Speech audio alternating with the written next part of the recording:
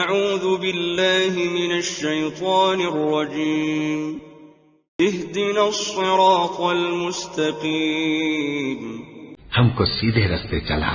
سیدھی راہ کون سی ہے؟ صراط مستقیم اللہ تعالیٰ کی طرف سے مقرر کردہ وہ سیدھی راہ ہے جو بندے کو اللہ تک پہنچانے والی ہے، اور اس میں کوئی پیچ و خم یا افراط و تفریط نہیں، اور یہ ایک ہی ہو سکتی ہے، جبکہ باطل راہیں لا تعداد ہوتی ہیں۔ اسی راہ کو اللہ تعالیٰ نے حبل اللہ بھی کہا ہے، اور رسول اللہ صلی اللہ علیہ وآلہ وسلم نے ما انا علیہ واصحابی سے تعبیر فرمایا ہے۔ اور صراط مستقیم کی دوسری تعبیر یہ بھی ہے کہ حق کا وہ راستہ جو سیدنا آدم سے لے کر تا قیامت ایک ہی رہا اور رہے گا، اور وہی راستہ توحید ہر نبی کو وحی کیا گیا ہے۔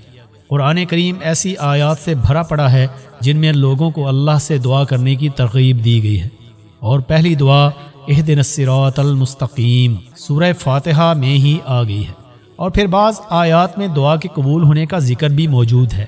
اس کے باوجود مسلمانوں کا ہی ایک طبقہ جس پر عقل پرستی اور اعتزال کا رنگ غالب ہے اور ہر معجزہ یا خرق عادت بات کی تعویل کرنے کا عادی ہے، دعا کی قبولیت کا منکر ہے، کیونکہ دعا کی قبولیت کا تعلق بھی غیر مراعی اسباب سے ہے۔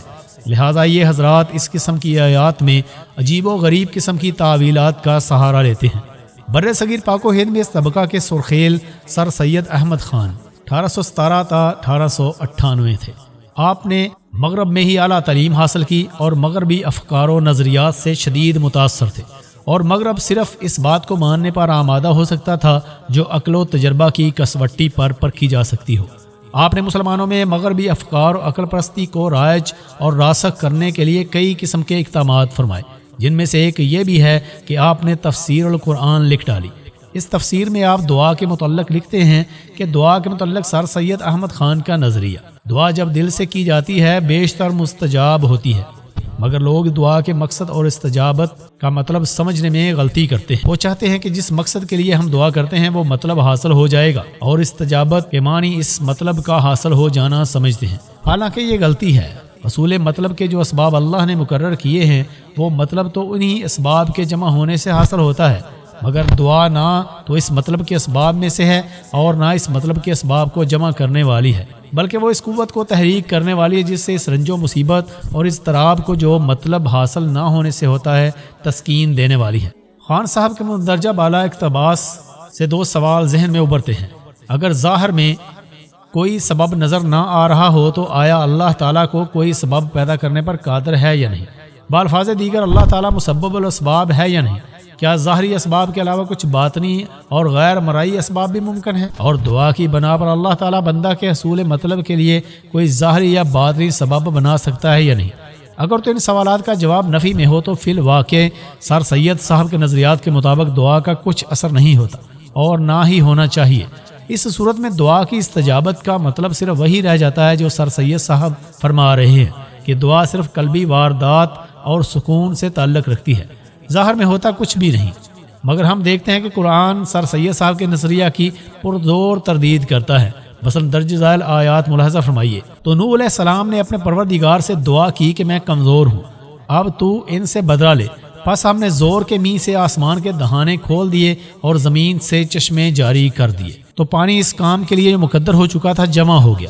اب دیکھیے کہ کیا دعا کے بعد آسمان سے بے تحاشا بارش برسنا، بے تحاشا پانی برسنا اور زمین کے چشمے مل کر طوفان کی شکل بننا اور کشتی میں نوح کو سوار کر کے کرب عظیم سے بچا لینا، کیا یہ سب قلبی واردات ہیں یا یہ کام فی الواقع ظہور پذیر ہوئے تھے؟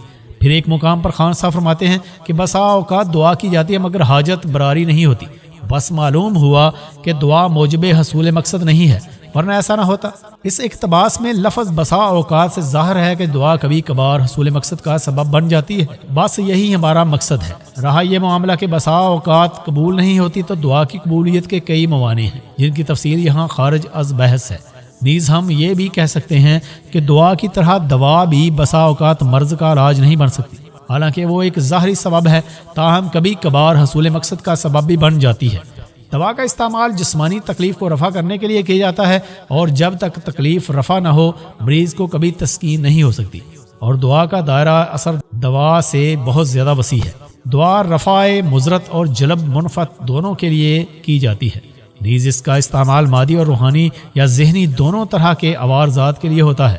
پھر جب تک دعا کے اثر سے ایسے عوارضات دور نہ ہوں یا نئے اسباب مہیا نہ ہوں، دل کو تسکین ہو کیسے سکتی ہے؟